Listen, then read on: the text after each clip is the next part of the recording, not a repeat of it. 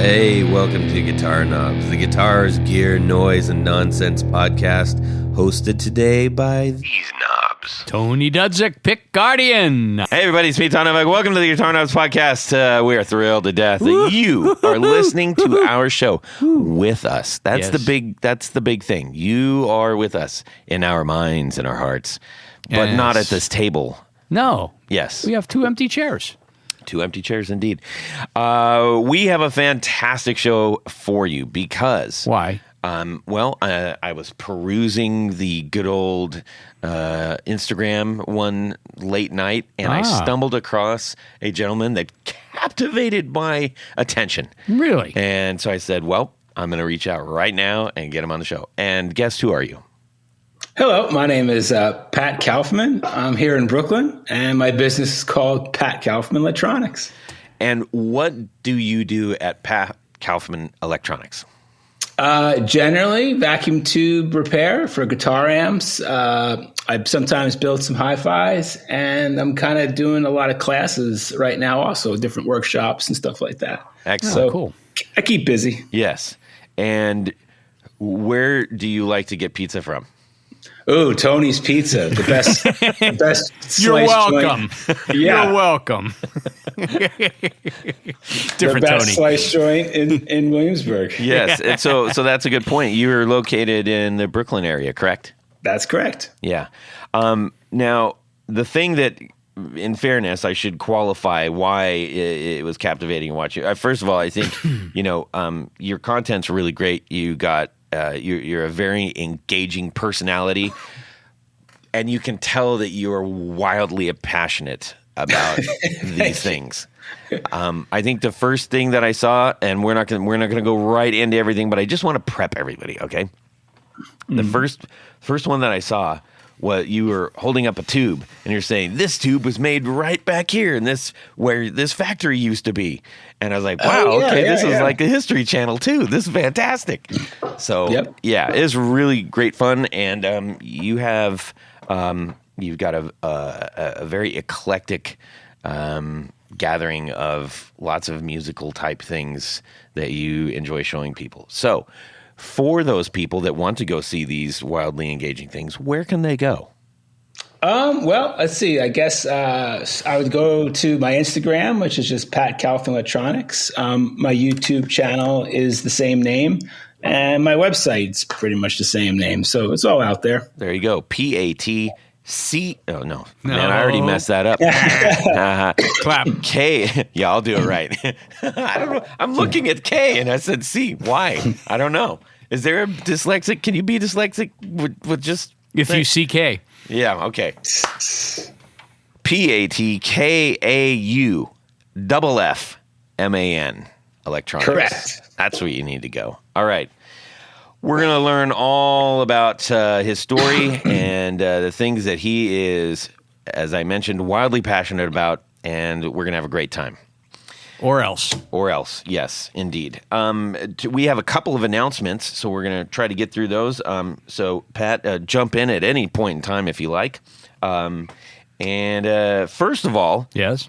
we have the final giveaway pedal, Tony. I know, it's so sad, isn't it? We're all out of these pedals. But this pedal that we are giving away is... the maybe some might say famed.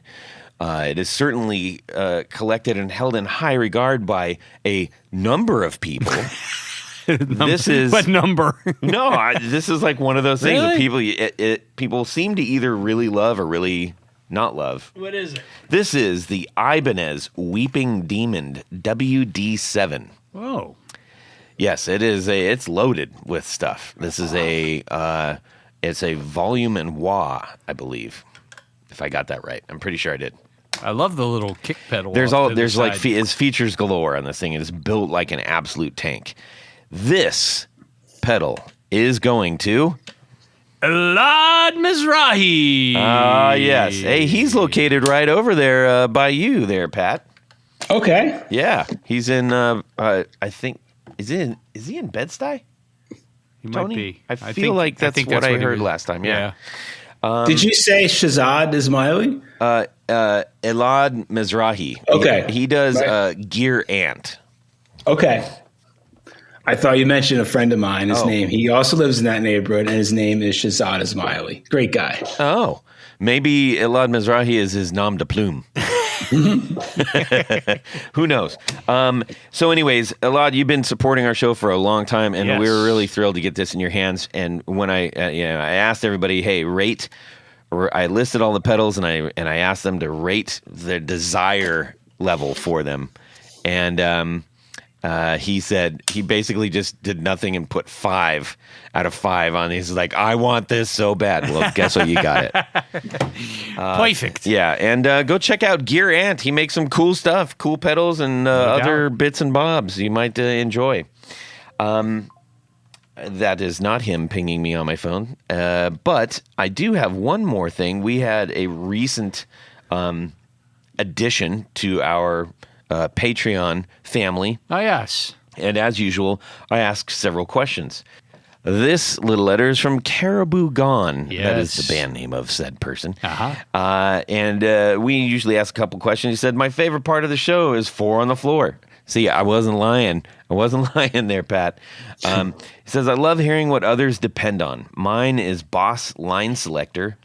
Side A going to Boss CS3, modded by Alchemy Audio for better op-amp lower noise. That feeds into an MXR 10 band to cut the mids and boost the high end a lot. And side B of the line selector feeds the Helix Stomp XL or the dirty side of my Friedman BE 100, depending on the gig. This is my dirty side. Okay. All righty. I listen. Let's see. You guys have entertained me at work for a decade at least. I repair commercial printers with bleeding edge technology, and I use noise canceling headphones to keep out the environment. Been listening since almost the beginning. Finally decided to support because I want to reward excellence and also get my band name, Caribou Gone. Caribou Gone, Caribou Gone, Caribou Gone. Read out loud to your listeners. Where can Caribou Gone be found? Caribou Gone. .com? Yes. I will come up with a would you rather, I promise, he says, and then Nice. we're going to hold you to that. Yep. And he says, my favorite guitar gear would have to be my Collings DC 290. Bought in mint, used a decade ago. Bought at mint. Mint used. Mint used? Yeah. Is that a thing? Well, Yeah, okay. It's mint condition, Mint but condition used. used. Okay, right. Played the hell out of it and now has so much lovely wear on it. It's perfect white Collings finish. Well, thank you so much, Caribou Gone. Caribou Maybe they Gone. should call it the Caribou Gone finish. Maybe. That's what he should do. We love letters like that. Thank you so much. Yeah, that's cool. And now, let us dive into what is going on in our music world this week. Pat, we're going to start off with Tony, so you get the gist of the thing, and then we're going to find out what's going on in your music world this week. Tanya Blonsky, go ahead. Okay. So this week, actually, I just did this today of all days. Years. Oh my God, this blew me away. So it's 10 years ago I put this guitar together. It's a Fender Maverick replica. Oh. So if just briefly, it's back in the late 60s, mid 60s, mid 60s. Fender had a bunch of electric 12 bodies and necks and decided to put a Frankenstein I kind of thing remember you together. bringing that in. Yeah. That is an ugly guitar. It's unusual. I think it was Babe Simone, who was working at Fender at that time, was given the task of taking these bodies and trying to make something out of them. So he decided he'd take the body over to the bandsaw a little bit and chop off a chunk here and a chunk there. And then the headstocks were actually drilled for 12s. You know, it's the hockey stick headstock. Yeah, those always remind me of the popsicle. The popsicles that the girls are eating in Clockwork Orange Oh, yeah. at the disco. I can't not see that. Anyways. Well, there you go. Well, anyhow, long story, even longer. I had made A little bit cold, isn't it, love? Yes, but the the guitar that I had was all together and everything, and I was never totally satisfied with the tortoise guard that I made for it.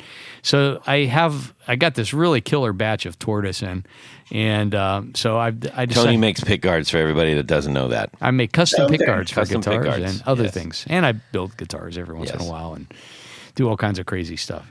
But I forgot what a pain it was to put those pickups and everything back in because the body has channels cut in it, and And they're split pickups. and they're split electric 12 pickups. Yeah. And so I was greatly reminded how painful that was. But it was. I mean, I'm real happy with how it came out, and of course, Are you a fan of the body style? am I a fan of the body style? Be honest. Be honest, Tony. I can honestly say no. Okay. But I built it because I just found it so ridiculous at the time. Now, Pat, we've said ridiculous and ugly. Are you a fan? Are you a fan of the body style of the Maverick? I don't know it.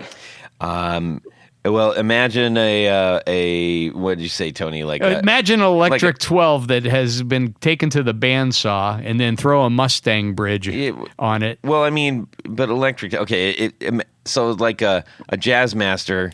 Yeah. With a chunk missing. with the butt cut into a point. Okay, I'm looking at it now. Yeah. Not into it. Yeah. Okay. Okay. So 1 point for Pat for not liking that, but cancel that because he doesn't like black licorice. Okay. So anyhow, it's. I mean, I'm actually pretty happy with it now, especially since I blocked the Mustang bridge or the Mustang tremolo on it. If you're playing Psych-Rock or something, this is amazing. Yeah. I mean, that's what I see in that. Yeah. I can see our friend Pete from Dandy Warhol's playing one of those. Oh, definitely. Yeah. I would say so. So yeah, that's what I did this week. Outstanding. Pat Kauffman. Yes. What Yes. is going on in your music world this week? Now, Pat, you're new to the show, so this could be anything happening. Try to keep that outside of what you do on a daily basis that we're going to interview you about. Right. All right. Outside of work, music. Let me see. I recently discovered an old artist, Mickey Newberry, and I'm obsessed. Okay. He was a songwriter back in the late 60s and 70s and 80s, and his stuff is fantastic. I think it's gotten re-released, which is why now you can get it on Spotify and all that. But I've been digging in the shop through the hi-fi here a lot of Mickey Newberry. So that's been the theme of the week and last week and the week before that. What kind of, give us a styling, a taste example, if you will. Oh, man. Well, it just has that kind of songwriter, that late 60s, early 70s singer-songwriter. What is it like? A little bit of Townes Van Zandt meets Scott Walker kind of a vibe. Oh. So it's cool. Yeah. And then he inspired all of the early outlaw country guys. He wasn't quite country.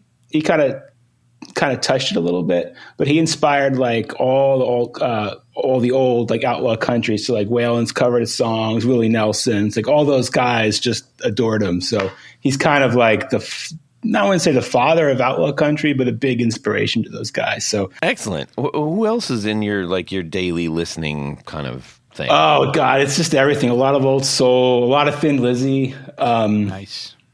Yeah, I mean, there's just a lot. I'm in a room here with my friend Tony, another Tony from Precision Guitars. Oh, hello, Tony. So, Sorry. Let me redo that. Hey, Tony. Tony. So we share a space here. How you doing? We share a space here, and we're just playing good music, all day long. And we're attached to a music store, which has a venue, so there's bands just about every night. Yeah, your life doesn't suck at all. Yeah, it's New York. It's great. It's That's expensive, fantastic. but it's great. Nice. Let's see here. And just out of curiosity, tell us about what kind of rig you play. What is your go-to guitar? Oh rig? God! Well, it's like the shoe cobbler without any shoes. I guess my main guitar here in the shop. I have an '83 Strat that I really like, so that's my guitar in the shop. And I get to play all these amazing amps, so it's always changing. At home, my wife has a 74 Tele, so I play that when I'm home. And I guess those are the two main guitars that I'm always playing. All right. Okay. That's a nice little can do everything kind of thing. Yeah. Excellent. Well, Tony, since you asked, for me, Todd, what about you? well, so I had this Chicago Rat pedal that I got from Daredevil. Cool. And it's, as he when he was on last time explained, this is not a Rat. Nope. It is a distortion and fuzz. Mm-hmm. And you can only select one or the other. It isn't like fuzz distortion going into fuzz or vice versa. Non-cascading, as we would say in the biz. Non-cascading, yes. So this is it says population, bleed, and filth. And it's got the rat with the leather jacket and the Daredevil logo on it, and the eyes light up when you do the fuzz. Two eyes. And they flicker when you dig in real hard. That's cool. I like that. So yeah, he just said this was like super loud and super, noisy. Yes. And I got to be honest, he's not wrong, but it wasn't. To me, that almost makes it sound like this is going to be something that I would deem unusable for the kind of music that I play. But I found love in the rabid side, which is the fuzzy side. Yeah, I really liked it a lot, and it sounded great through the AC30. So I had the Eastwood side jack with the noiseless Fralins in it. Very nice. Yeah, sounded great. I like it. That's my noiseless P90 of choice. Yes. Well, it is mine too, because that's the only one I have. So, anyways, are you familiar with Daredevil pedals there, Pat? I am not. Very good dude. He is definitely a fan of the Thin Lizzy and big noisy. That's true. Classic. Ooh. Just big amps, big sound, big everything, and he is. If you looked up rock and roll in the dictionary, there's a picture of Johnny there for sure. That's what I would Nice. say. Anyway, so that is the Chicago Rat, and this is nicely priced, everybody, and he still has them, and you get a T-shirt with it too. Oh my! I'm pretty sure, Johnny. If I said that, forgive me. Just charge Todd for all the T-shirts you have to send out. No, please don't. Anyways, all right. Well, that was super duper fun hearing what's going on in our music worlds. But Hey, Todd. What? When you were trying out that Chicago Rat pedal, Yes, I'm assuming I used Tour Gear Designs patch cables. That's what you were going to say, right? I was just thinking that. Perfect. Yes, Tour Gear Designs patch cables built out of Canada. And it's built out of Canada. It's built out of Canada. They're built in Canada. They're built in Canada. Yes, they come out of Canada. Yes, exactly. That's a weird phrasing that we tend to stick on things. My bad. They are Canadian. Yes. And they're very polite. Very polite, and they're very good friends of the show and have been supporting the Four on the Floor episode for a long time. Yes. Go load up your cart. Did you tell them where to find the cart? Yeah, well, I'm gonna at tourgeardesigns.com. Yeah. It's right next to Tony's Pizza. Where you can get a great chicken parm sandwich as well. And anyways, you're gonna load us up, and you're gonna get a couple sizes. You're gonna get like the 3-inch, the 4-inch, the 6-inch, the 8-inch, the 12-inch. You're gonna get it all. All of them. Throw them in there and hit purchase. Now, wait a minute. I know what you're thinking. Hold on. I'm not gonna just blindly purchase these, Todd. It smells like you're giving me a deal. Well, you're right. You're going to pop that open. You're going to get the little coupon code area. Tony, what do you put in that code area? I believe you put the guitar knobs, all lowercase, all one word. That is correct. You're going to save how much? I believe it's 15%. That is correct. As long as it lasts, and as long as the two post offices on either side of the line are playing nice. And you get a free T-shirt. Yes, because right now, literally, I can't ship anything to Canada. So what the heck's up with that? I don't know. Oh, because the Canada Post is on strike. Yes, I know. So that's great fun. Anyways, so there you have it, everybody. That's what you need to do with your pedal boards. And now, let me get a little bit of this. 1, 2, 1, 2, 3. 4 on the floor.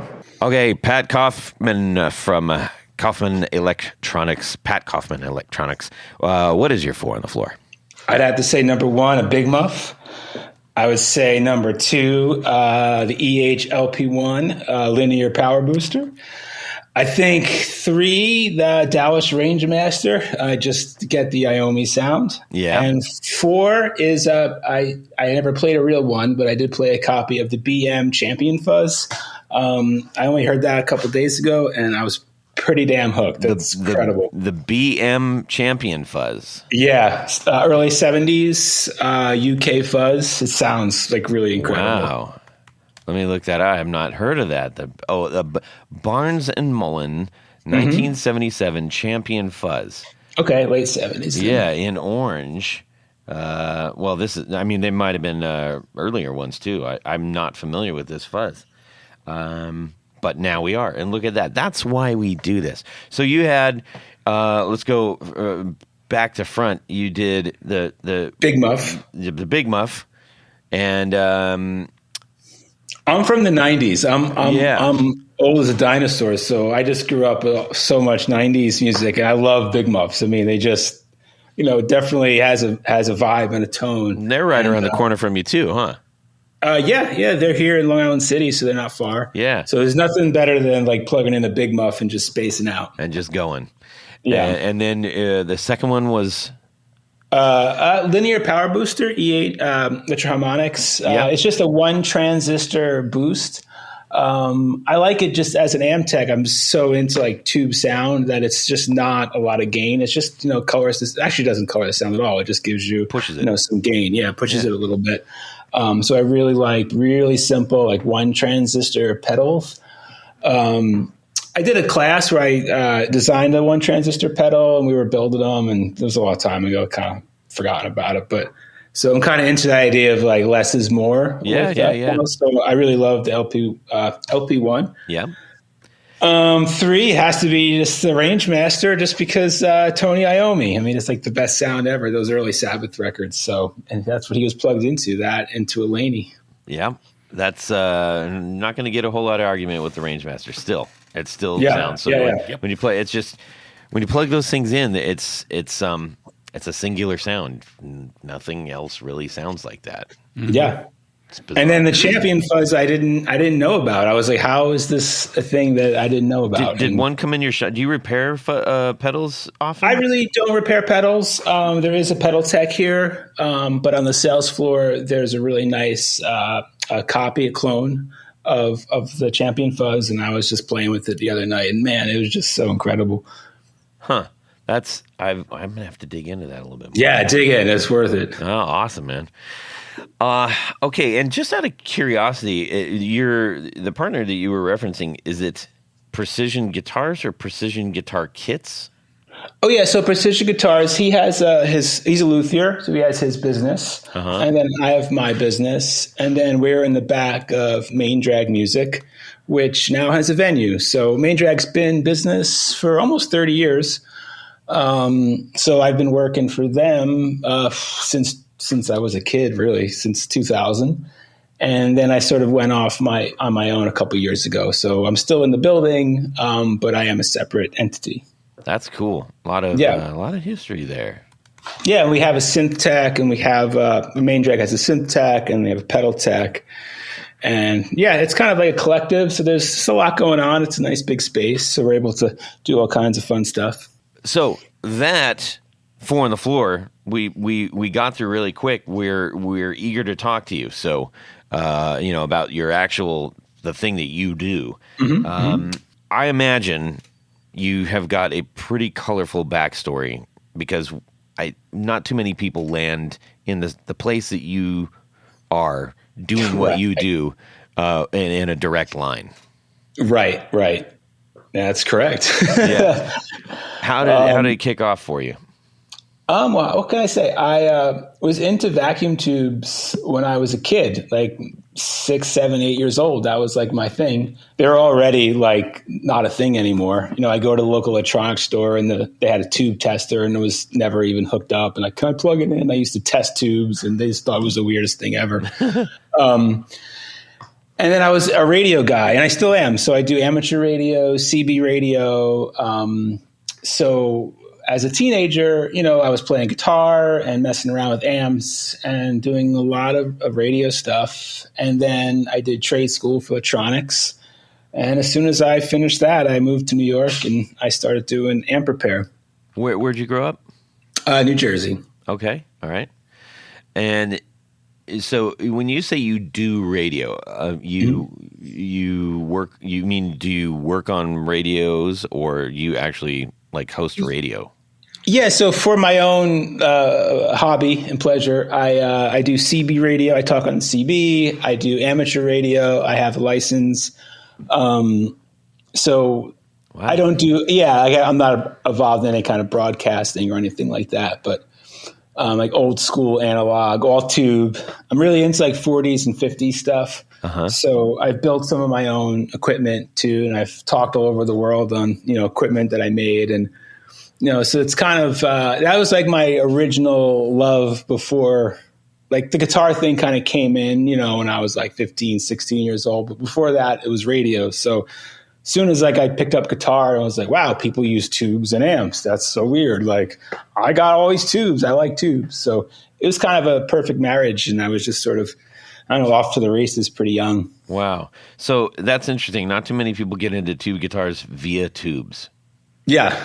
Yeah. Which is also a bit ironic, I think, because, most people that we've talked to, including our own Rob Chafe, he's a guitar guy, and he's like, wait a minute, I should be fixing my own gear. Right. And I totally understand the appreciation for like old stuff because it's cool and it's unique. It's not necessarily always because it's old, but there just seemed to be more of a desire for people to put their mark on things. Mm-hmm, mm-hmm. Yeah, totally. More so than now. But now, was your family, was your folks, your brother, were they into this stuff too? No, nobody, just me. I was completely. I don't know if you have a brother. I'm just, Yeah.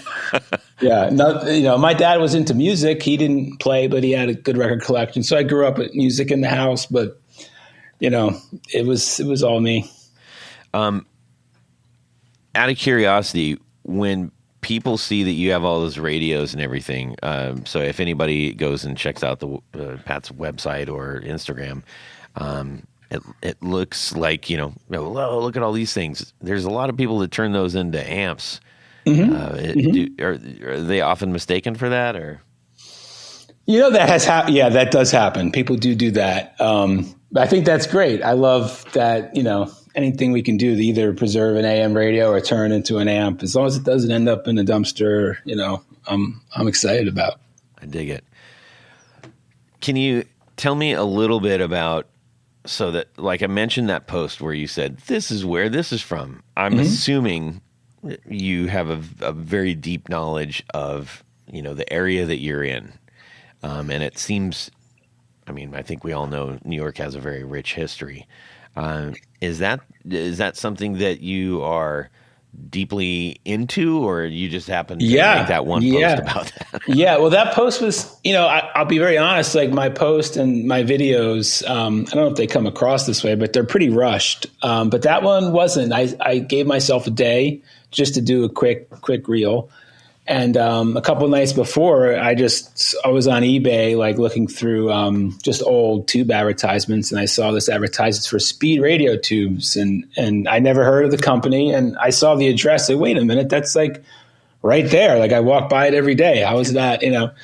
So I was like, well, I'll buy this old ad, and when it comes, I'm going to do a post. And there's not much information on the company, but I was able just to put together what I could and do a quick, I gave myself a day, and then I ended up at the bar, and then it worked out good. So the next morning you made a post. Yeah. I don't remember this at all. Yeah. What was I thinking? So did that kind of spur any interest for you to kind of dig into more things in your area, or were you already digging? Yeah, I was already digging, I actually weirdly like a lot of the radios, either AM radios or CBs. I collect. I liked buying stuff that was at least made in New York or the Northeast, just to limit myself because I have like 140, 150 AM radios. If I don't limit myself, I'd have 500. Wow. So I just have a thing for history. I wish I had more time to devote to that kind of thing, but sometimes on like my YouTube channel, I'm doing a Premiere amp soon that was owned by Ry Cooter. So I'm going to do a quick history on Premiere amps. And if I have time, I'll go to the old factory, which I'm trying to figure out where it was. Some guy I know says he knows where it was, but there's like no information. Getting information is tough. And I don't have all that much time. I'm so busy with, work and kids and bills that I wish I had more time and resources for the history, but I do what I can. Yeah. It certainly made an impression on me, and that it made me very curious, not only about, our own area, more in that and in the area that you were describing. And so here in Ohio, I think we also have an affinity for, at least for people that we've talked to in the pedal amp and guitar kind of thing of like, if we can trace that back in a similar fashion, it's like, that's pretty neat, because it is, you are grabbing onto a piece of history, especially if you know where it's coming from, not just because it's old. Right. I have a question for you guys. Where in Ohio are you guys? We're in Columbus. Oh, cool. I have another question for you guys. Yes. Nobody ever asks us questions. That's the first time on a show. There's a lot of good soul and gospel music that came out of Ohio, especially Columbus. And why is that? I always kind of wondered. Just very melodic, cool soul and gospel. Well, Tony's the guy for that because he's old as dirt. Ah, thank you. That's insulting to dirt. Tony, do you have a response to that? I don't. Because I'm a transplant here, so I'm a honestly, transplant here too. Well, no, you're not. I mean, Youngstown. Come on. Yeah, you got a problem with that? Nope. Yeah, I don't know. That's very good. I'll have to dig a little bit because I wasn't aware of this. Yeah. See, Pat, you're doing your job really well. Digging up old ghosts. We're totally ill prepared. Yes. Oh my goodness. Yeah, Spiritual Tornadoes, Gospel Airs of Columbus, Ohio. I think those are two groups that from like the 50s to 60s that freaking rocked. It was like hard gospel with like cool melodic guitar lines, and it's probably very hard to find, but it might be something on YouTube. I think the Spiritual Tornadoes are the they must have been featured in Rudy Ray Moore's Dolomite movies.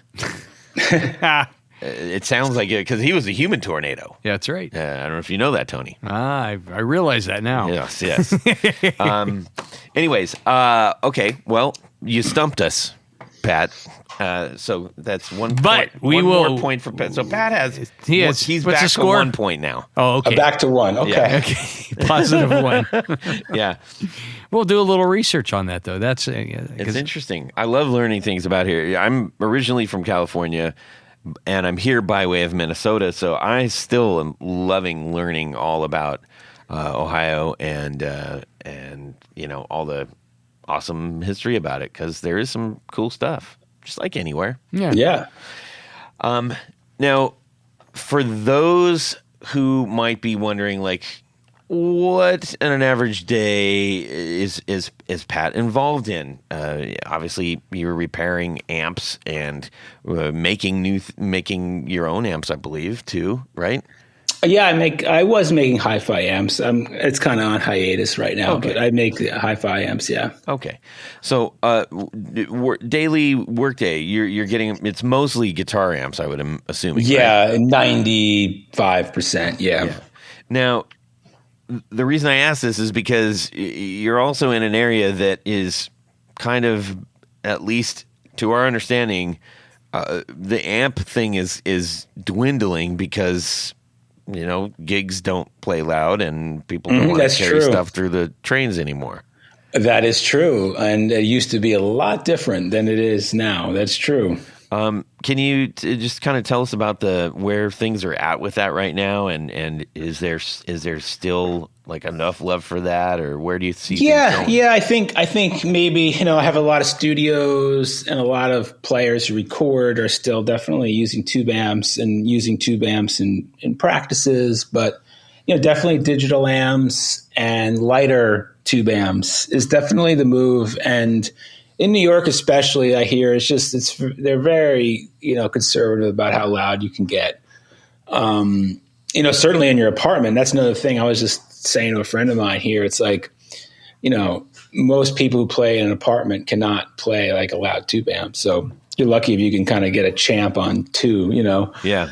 So I do think that it's, certainly in the studio world and the professional world, there's a lot of tube amps, but it definitely is dwindling. And I think especially in New York, it's definitely dwindling. If it's back in the heyday, it was insane how many amps were coming in here. For sure. I'm sure. Yeah, we were pushing I had like a tech under me, and then a helper, a full-time tech under me, and then a helper. And then I had an 80-hour-a-week work schedule. And probably on the most, we were doing 50 amps a week. Wow. Here. Yeah, it was insane. And everyone was playing big amps. And there were 3 venues on our block, just our block.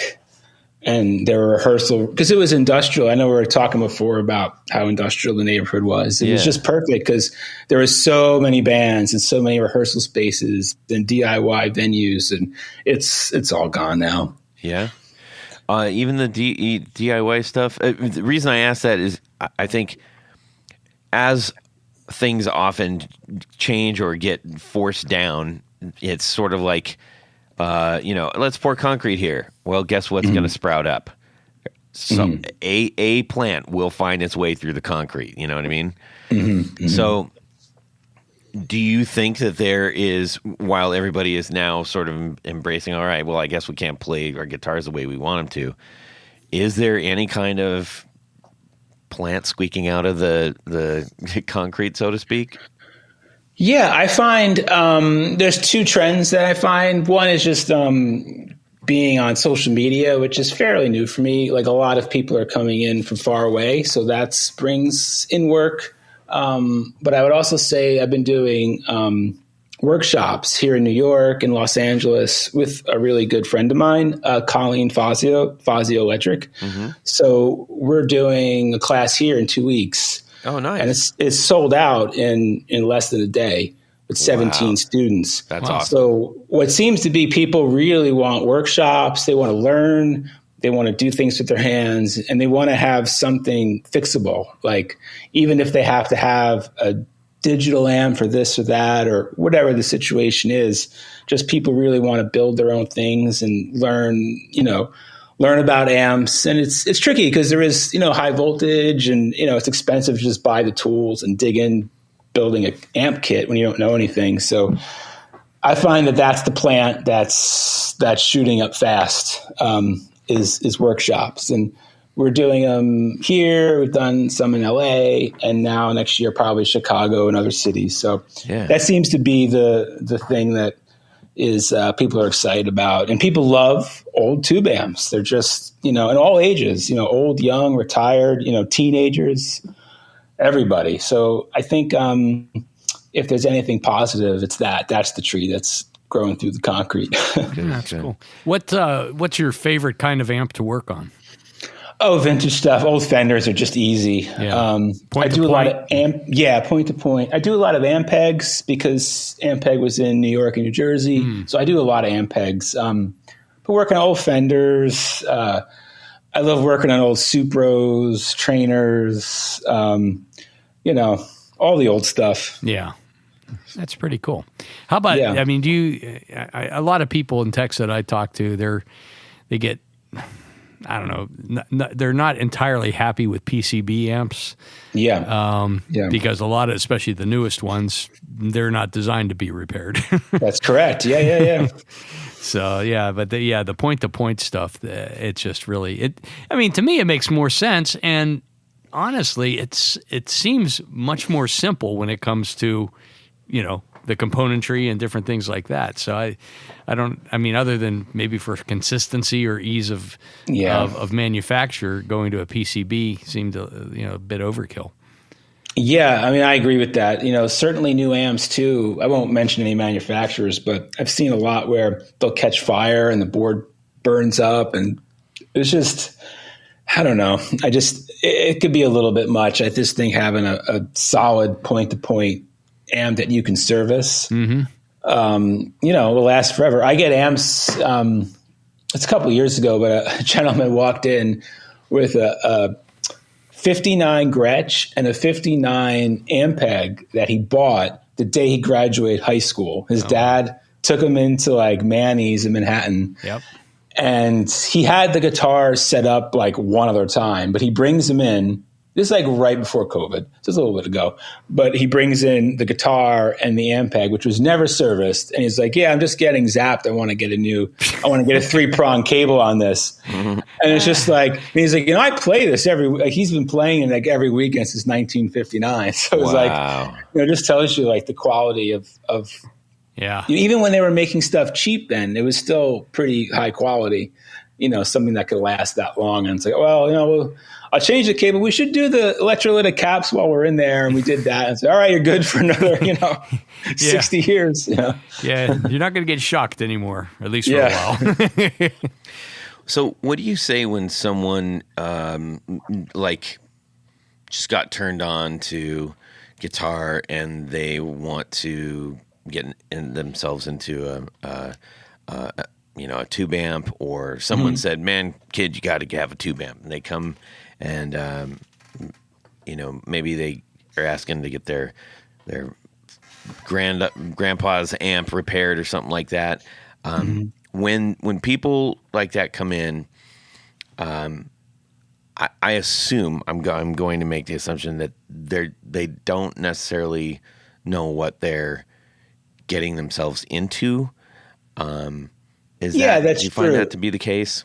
I find that to be the case, but I'll say it seems like recently, like the young people, they just kind of know, I think, from just being online, like they're just a little more savvy, and that's a good thing. So I've been kind of like pleasantly surprised lately, like young people, like teenagers, high school, or just like in college, coming in with like really cool gear, or like a junker, but they're like, yeah, I want to upgrade to like a Fender Deluxe soon. I want to get, a V4B, like, all right, man, that's cool, So I've been pleasantly surprised with the kids, and let's put it that way.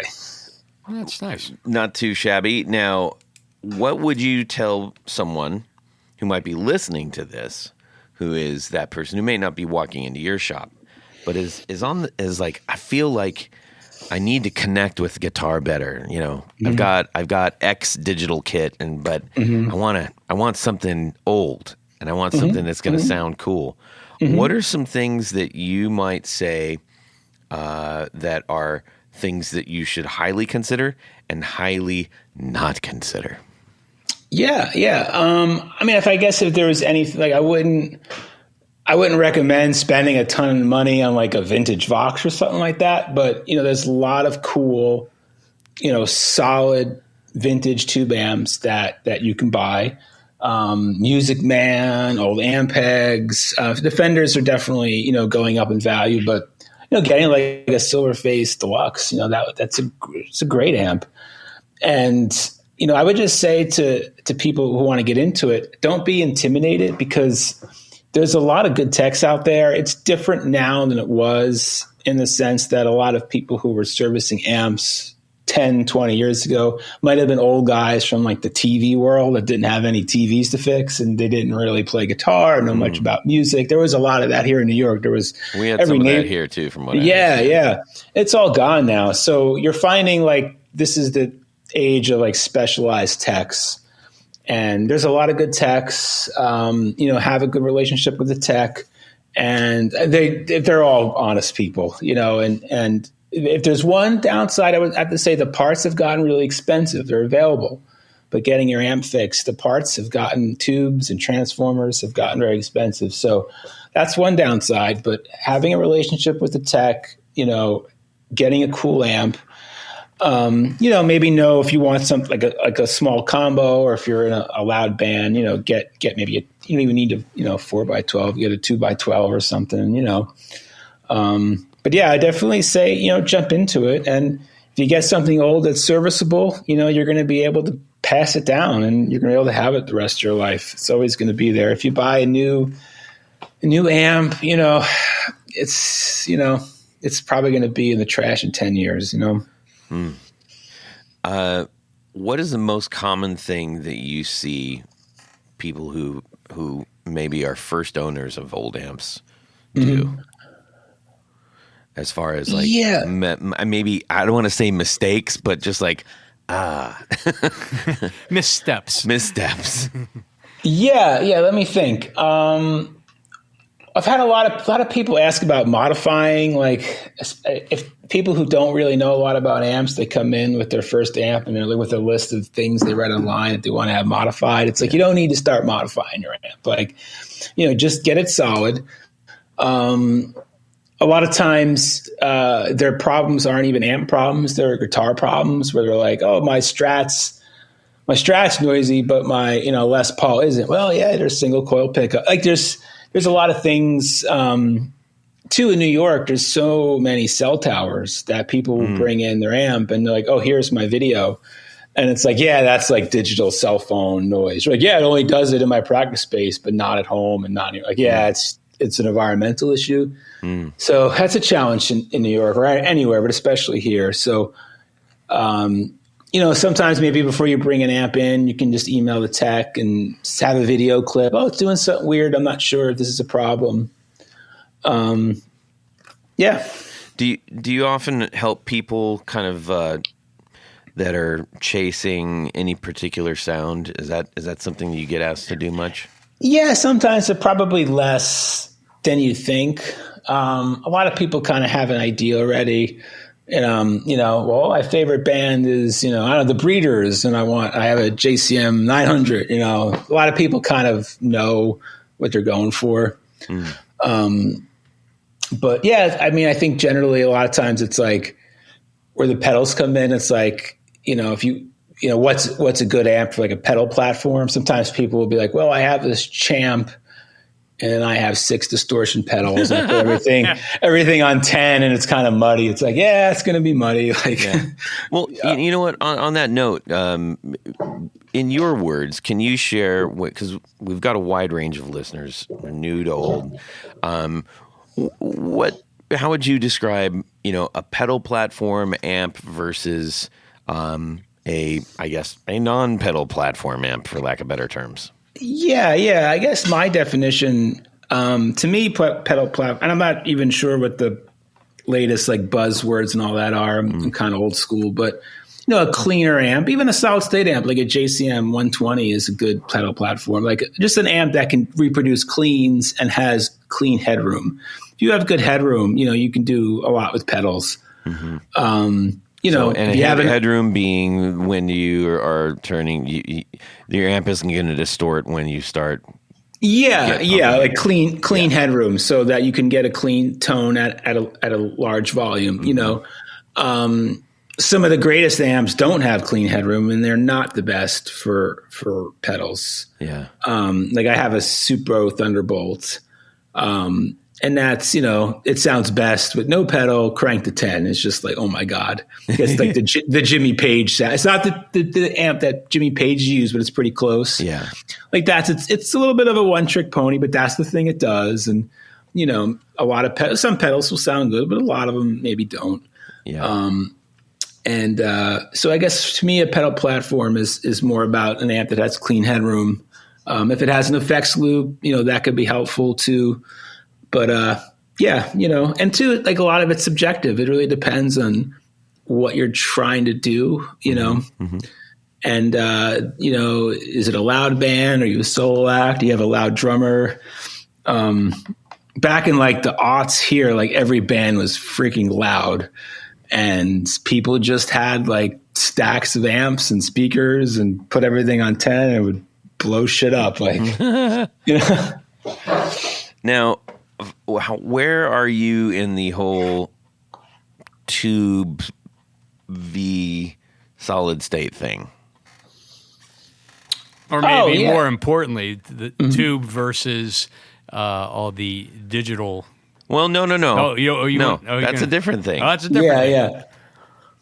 I mean, I guess the short answer is that they're all tools and whatever works for you is awesome. But I'm a tube guy, and, solid state can sound good, but it's different. Solid state will tend to break up and have its own sound. To me, it could be kind of harsh. I kind of like tube distortion of a tube amp. It's like, it's more soft clipping and there's more compression or more of a musical compression. I feel like tube amps really, to me, have a much different feel when you're playing them, but even like from the guitar, like the way it feels in your hands, like pick sensitivity. Some solid state amps are cool. I like, some of the PV solid state stuff is cool. But yeah, I'm really I'm a tube guy. Yeah. I think we got that part.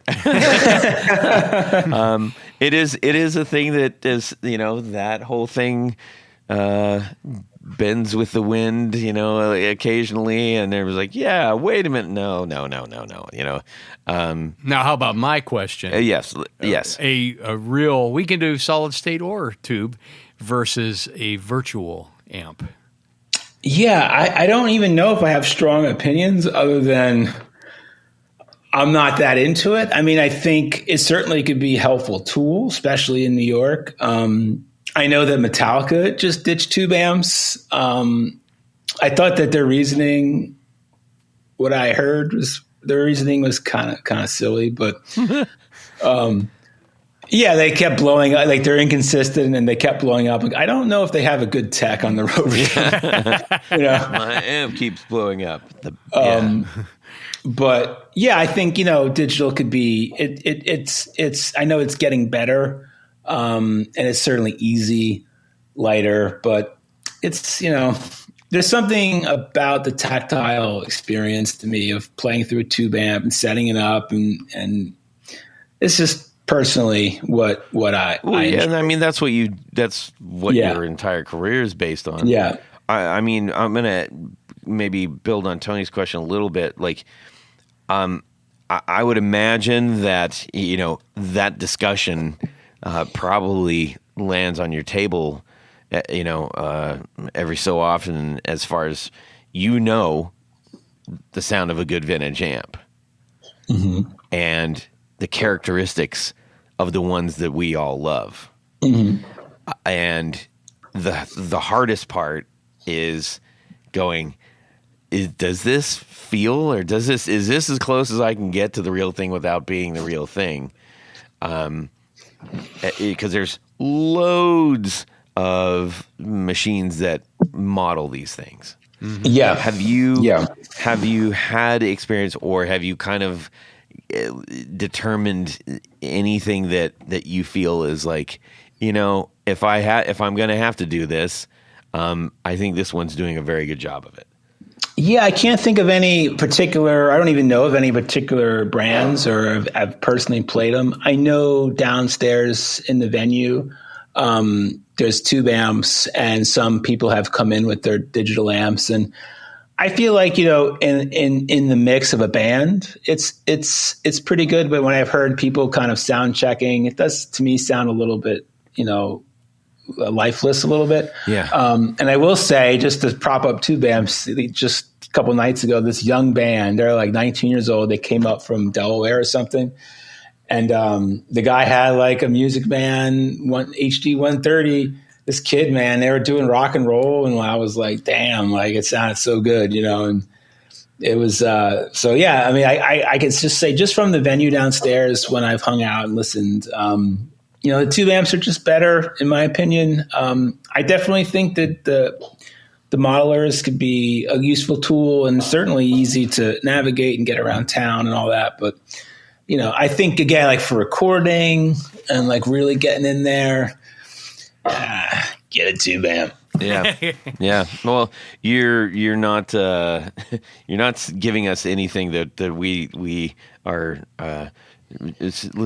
lifting our noses at. Yeah. We are great fans of the tube stuff, but we're also inundated with all the new digital, just like everybody else. Yeah, I know. I know someone who bought. I don't know what model, but he bought 2 digital amps. They blew up right on him. They really can't be serviced, and he was kind of like bumming about them. Yeah.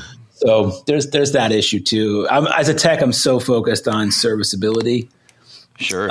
So that's kind of like, I hate like e-waste. I just hate the idea of like buying something and then a year later you're throwing it out. Like, ugh. Yes. Now, may we ask you about, what goes into many of these amps? Speakers. Do you have a favorite speaker or speaker brand of your own? I don't think I do. I like a lot, if it's a British amp, to me, like the Celestions always sound best. And if it's an American amp, Jensen's always sound great to me. I like Jupiter speakers a lot. I've been using them a little more. And I've also been liking putting in, sometimes people I like Princeton reverbs, which are not the loudest amp in the world. And people always try to get as much headroom out of the amp as they can. So a lot of people will put in a Celestion 10-inch speaker, and I think it sounds pretty awesome. I think it just works. What else for speakers? Well, on the 10-inch thing, that's actually a good segue into my next question, which is I'm having more conversations with people who are really starting to embrace the 10-inch sound. Yeah. And I don't know why now. That I'm kind of, I don't know if it's all just people shrinking. Yeah. Smaller speakers and smaller wattage amps are definitely on the rise, and big amps are on the down low. At least here in New York. Buy low, sell high. Yeah. So 10-inch speakers are definitely like kind of hot right now. Tony, Yes. you have some 10-inch speakers, don't you? No. No amps? No 10-inch amps? No, I don't. I am not a fan of the 10-inch speaker. I've Interesting. never have, probably never will until I hear something. Maybe a 10-inch Celestion Blue might change my mind. I don't know. I agree with that. Yeah, I have to be on I think the Celestion 10s, I really do like a lot, and I think some of the other brands on 10s, they just kind of oomph out a little bit on the low end. Yeah, that's what I was going to say. I've never been able to get a lot of low end out of any other than a 12-inch speaker. Yeah. For guitar, I think that seems to be the perfect. Even with a low wattage amp, you run that through a 112 or 212, and it's still, to my ear, sounds right. But you run it through a 10-inch speaker, and in fact, you mentioned a Princeton reverb. My first real amp was like a 65 blackface Princeton reverb that someone had taken the 10-inch out and front loaded a 12-inch. And it sounded killer. I mean, it sounded killer. Yeah, exactly. That's funny. But I'll tell you, a lot of it too, it's so funny. I got to be honest. Sometimes it's like goes down to the player. Yeah. There was a great guitarist in the city, Jim Campolongo. I did a lot of his amps. He moved to San Francisco, but his Princetons, he's had a bunch of Princetons, but he had 10 inches in them. One had a Celestion, I think. I think it had a G10 in it maybe, but most of them just had the original speaker, which you'd get reconed. He put the amp on 10, and he rolled off the volume on the guitar like considerably. Yeah, and the bass sounded great. Like when he played it and I played it, sounded like flubby cardboard. I'm like, man, this sounds awful. Then he would come in and it was like a totally different thing. I'm like, oh, all right, well, there you go. Yeah. Well, I'm sure. I mean, it's, and you're right. 9 times out of 10, it is the player, not the machinery. Yeah. So repairing the amps, that's going to probably keep going forever and ever and ever and ever, cross everybody's fingers. Mm-hmm. Now you have your classes, and what could people tell us a little bit more about the classes and what people might expect and where you intend to go with those things? Yeah, well, I do it with my friend Colleen, and it's kind of organic. It's just been growing year after year. And next year we had a build class in LA a couple weeks ago. And how long does that take? That one was 2 days, and we built a Tweed Champ. Everyone left with a Tweed Champ. This class is going to be, you can build a Vibro Champ or a Princeton Reverb, depending on what you signed up for. Nice. And this is a 3-day class, and we teach theory and how to solder. And so far, everyone's left with a working amp. And last year in New York, we did 5E3 Deluxe. Everyone left with a 5E3 Deluxe. That worked. There was some troubleshooting, to get them all working, we teach theory and how to solder, and we have all the tools, and it's a lot of fun. We got music and a lot of pizza. We kind of go crazy with the pizza. Where do you get your pizza? Well, let's see. Linda Street, local. There's a place a little closer to the shop than Tony's is Linda Street, and they're great. And we get pizza there.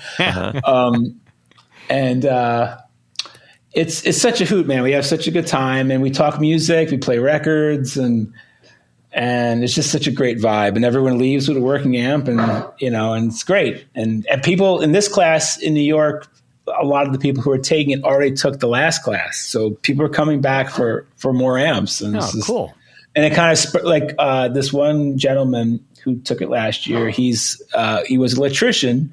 And over the past year, he's now retired, and all he does is screw around with amps. And he's taking the class again, and he brings me all these amps he's fixed or kits he's building, and he's so excited. And he goes to the library. It's so cute. He goes to the library and prints out like reproduction labels, and then he stains them with coffee so they look correct. And he's like, he bothers the library. He's like, I don't have a printer, so I go to the library. And it's just it kind of just gets the excitement going, keeps the history going, and it's a lot of fun. Yeah. Now, do you provide the kits, or you put all we bits provide and pieces? everything. Nice. Yeah. So this time we're working with amplified parts, and we've used other vendors before, and this time because they make a Vibro Champ and they make a Princeton Reverb. And the quality is phenomenal on the kits that they sent. I'm looking at one now. It's really good quality. So I'm really excited to get, let's see, we got 17 people coming in 2 weeks. That's awesome. Yeah. What is the cost to do the class? Yeah, so this one, because it's a little more expensive, because like the Princeton Reverb and the Vibro, a little more expensive than a Tweed Champ. So the Vibro Champ is $1,900, and I believe $2,100 for the Princeton Reverb, and that includes everything. That's everything. There's tax, New York sales tax. So you get your amp, you get pizza. Yep. You get pizza. And an education. And an education. And And probably some more pizza. Yeah. And cannolis and donuts. Oh, Okay, you had me at sold. cannoli. That's awesome. And Peter Pan donuts. Next time you guys are on Instagram, look up Peter Pan donuts and see the magic. Okay. Wow. And Fortunato Brothers Pastries, another place that, I go. I was already there twice today. Once in the morning and once in the afternoon. Should we order the Tinkerbell? Yeah. So, how often are you doing these courses now? It was Is it like regular or? Just... Yeah. It was about twice a year. Next year, I'm not sure. Probably at least 3 or 4. Nice. We're both really busy techs, so it's hard to, we can't just do as many as we'd like. And there's also flying. I fly out to Los Angeles, and then Colleen flies out here in New York. But next year we're working with Reverb actually, and we're going to try to do something. Cool. in Chicago. Oh, so, nice. Yeah. Too cool, man. Well, it has been an absolute pleasure talking with you and learning about the things that you're doing and making and are so wildly enthusiastic about. That's the third and final time that I'll say that today. Oh, thank you. We are rounding third, heading are. home, trying to avoid getting ejected for whatever silly baseball rule gets made up in the next 10 minutes. Okay. Hit us. Well, you know, Todd. Yes. At this point of the show, Yes. there's a little game that we like to play. Would you rather? I believe it's called Would You Rather. Bingo. Bingo. Who sent us this one? Bob Crouch. Oh, Bob Crouch. Thanks, Bob. Our good buddy Bob, king of the Would You Rathers. Pretty close. He's He's in a tie with Bruce Bacon. Bruce Bacon, yes. So he's calling this A Tale of Two And Trevor Terrors. Ellenberg. Oh, Anyways, that's right. Yeah. So A Tale of Two Terrors. A Tale of Two Terrors. Do you like the alliteration? I love alliteration. Yes. So here's the gist. Okay. You have been quested with choosing between two terrifying opportunities. Boy, there's a lot of alliteration. I like it. The first opportunity is to play the national anthem live by yourself at the opening of a major league sports event. You get 2 months' notice to prepare. Pass. What's the next No, thing? I need 2 months. Okay. Hey, hold on. I would need every minute of that 2 months. So you got 2 months to prepare and access to whatever gear you want to use to pull it off. Okay. The second opportunity is to go on stage with an, quote, all-star, unquote, band of music icons to play a 6-song set. Oh, my. So it's like a Super Bowl kind of thing. Yeah, sort of, yes. You will be the only guitar player. And there's, you get 2 weeks to prepare. Uh-huh. But there's no rehearsal. None. None. You just show up and play. Yeah. And you can only use your own gear as it exists today to play through the show. Yes. Okay? Which would you rather? Oh, man, that's a really, really good one. But there's more. Okay. As a bonus portion of this fun game, for Okay. option 1, Yes. you have to say which sports team you'll be playing the national anthem for. For option 2, you have to name the drummer, bassist, and singer you're playing with. Jeez. So, That's a lot of homework. well, just from your soul, Okay. from your heart. Tony, Yeah. I got to say, Bob's really giving us the screw on this one. The screw ball. Yes. Yes. The curveball. The curveball. I like the screwball better. The screwball? Yeah. Okay. Okay. Go ahead. You started off. Tanya Bolonsky, Okay. I don't want to do Polish either. wonderkind. I don't want to do either. But I Okay. guess I have to choose one of them. Okay. You know, I'm going to embarrass myself no matter what. So why not go big or go home? I'm doing the national anthem at a major league event. Wow. And to make it even bigger, I'm going to play at Yankee Stadium Wow. and play the Star Spangled Banner. with a Fender Bass 6. No, I'm going to use an ukulele. Oh, jeez. Okay. I'm doing it. Okay. That's what I'm after. Pat, what are you doing? All right, so I'm playing a stage with my friends. So let's see. Let me think. If I can for a drum. It's got to be notable. An icon. Nice. All right, here's what I'm doing. I'll tell you the singer. The singer's going to be Iggy Pop. Yeah, nice. And the drummer, I'm going with Bill Ward. And the bass player's got to be Geezer. So it's going to be Sabbath, but with Iggy Pop. That's what I'm doing. And I hope Iommi can come and at least watch, and then I can hang out with him. But Wow. that's what I'm doing. Okay. that would be. I'd pay to see that. Golly. So I'm kind of torn. I'm going to go with my first thing. I'm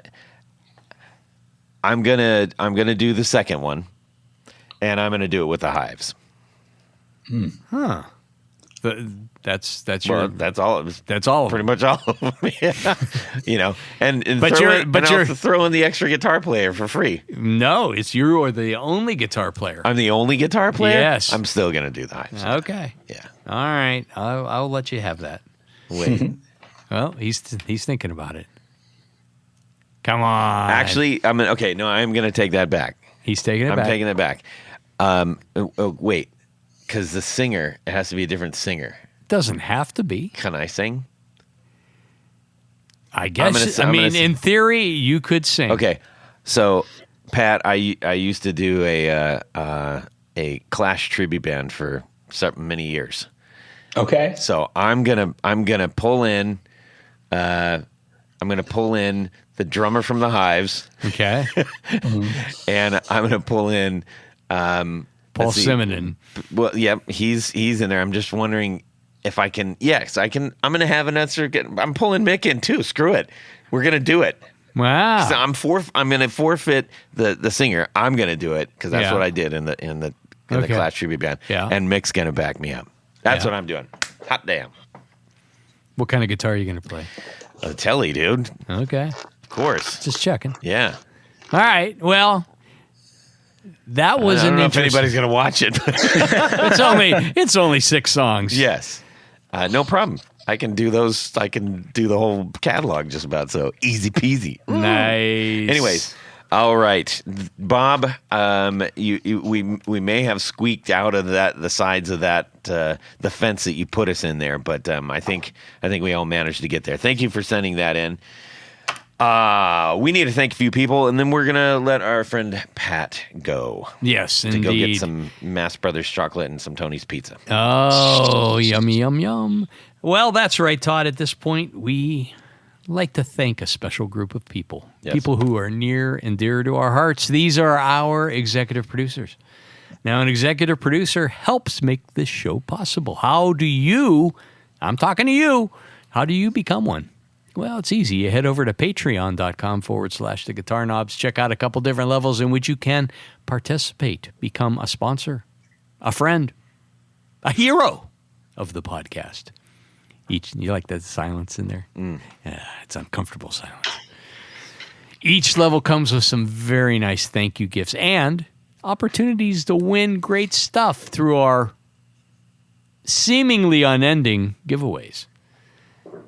But in addition to all that stuff, there is one thing more. What would that be? You get to have your name read on the thing. You get to have your name read on the thing. And that's what I'm going to do right now. So special thanks to these executive producers: Anthony Lathrop, Brett Hogarth, Cameron Pampas, Darren Gregory, Don Kloss, Elad Mizrahi, James Bell, James White, John Esterly from Rare Buzzer Effects, John Sebastian, John Halverson, Justin Jones, Ken Sayers, Michael Senchuk, Mike Davenport, Owen Eads, Plutone, Ralph Gottschalk from Wonderful Audio Technology. What? Richard Kendall, Rick Calhoun, Rusty Sneeden, Stefan Niam, Tom Barazin. I could do better than that. Tom Barazin. There you go. That's better. Trevor Ellenberg, Trevor Gunberg, Vader and Pedals, and of course, who could forget Caribou Gone? Indeed. A name so nice, I'll say it twice. Caribou Gone. Okay. But you know, Todd, there's another special group Yes. of executive producers. We call them our Grand Poobahs. These are the creme de la creme, the top of the heap, the A number ones. And they wear a fez upon their head whilst listening to the podcast.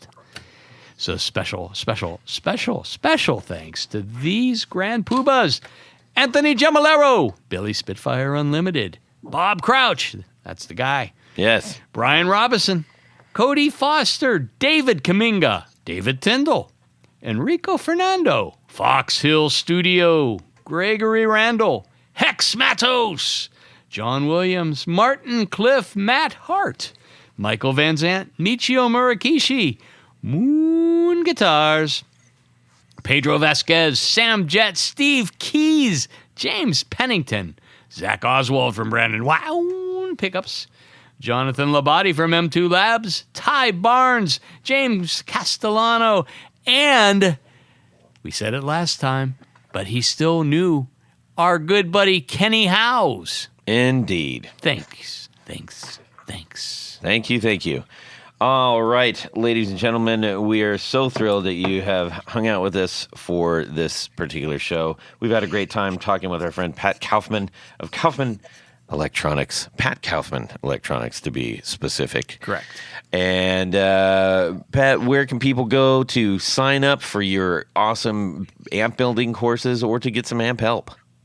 Yeah, so I guess just my website would be best, and you could also email me there, and I have a mailing list. So if you're interested in classes, we send out emails. But follow me on social, YouTube, Instagram, all those channels. Indeed, it's a very engaging content, and I'm glad they're out there doing that because that enabled us to meet you.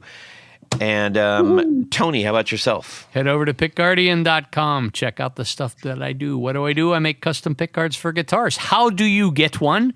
Send me an email. Let me know what you're trying to do, what you need, what colors, what pickups, what all the stuff. Mm-hmm. All the whats. I will take care of it and make something very special for you. As Todd likes to say, it's your opportunity to make your guitar even more yours. That is correct. You can shoot me a DM on Instagram. I do take emails, of course, but I'm very responsive on Instagram, and I'd love to hear from you. Just connect. Just say, "Hey, this is me. I'm so and so from where and where." Yeah, and hey, that's where it starts. How about some would you rather's? How about some would you rather's? Or tell us what your rig is. Tell us what your rig is. Give us your 4 on the floor. Give us your 4 on the floor. Do whatever you want. Yell at Tony. Don't yell at me. I don't know. I'm very sensitive. We thank you. We hope you have a fantastic guitar week. And subscribe! Boing! This is what you want. This is what you get. This is what you want. 628. Oh, well, I just had a sandwich from Tony's Pizza, and it was really good. Hello? Hello.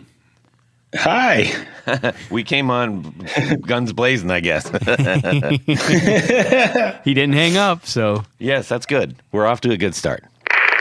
Excellent. Now I'm hungry. All I have are these Oh, get out of here with that damn salty ass licorice. Double salt black licorice. It's poison. I made John eat one. Oh my God! Did he have a similar reaction? I hate black licorice. I'm like, you'll love this, and he ate one. Oh my God! Oh, today I just had a sausage parm sandwich, but I change it up. And, that just helps us make sure that everything is up to the par that we would hope it is. Yep. And we have a par? We do. I just, a bar. We have a bar. No par. Bar. A very low bar. Yes. A lot of pepperoni. You a big pep fan? Yeah. Sausage and pepperoni and onions. I just love to drop pizza again once we start rolling tape. I'm going to drop Tony's Pizza again. Oh, yeah, absolutely. Yeah, we can do that. Yeah. Oh, Tony's Pizza is great. Tony's just a good Brooklyn slice joint, Pat, how are you? Great. I'm doing great. How are you guys? I'm fantastic because my good friend Tony Baloney's sitting here. Yeah. He's ugly, but he's a nice guy. Aww. So, yeah, Todd says, oh, yeah, the same thing. You'll love this. It's double salt black licorice. So I put it in my mouth. It's so good. And it literally, the salt in it starts burning through my gum tissue. Yeah. And then, of course, you know how licorice is. It just gets... It's delicious. It sticks to your tooth. So there's no way of getting this out of your mouth. Yeah. Yep. Oh, it was horrible. To be fair, I did tell you not to chew it. Oh, Italian pastries. Okay. Cannolis. Yeah. Sure. Okay, now this is the $1 million question. This is very important. Do you freeze, refrigerate, or neither your chocolate bars? Generally neither, but often I do like to freeze if I'm going to pick one. A frozen Hershey bar is a thing of joy. And away we go.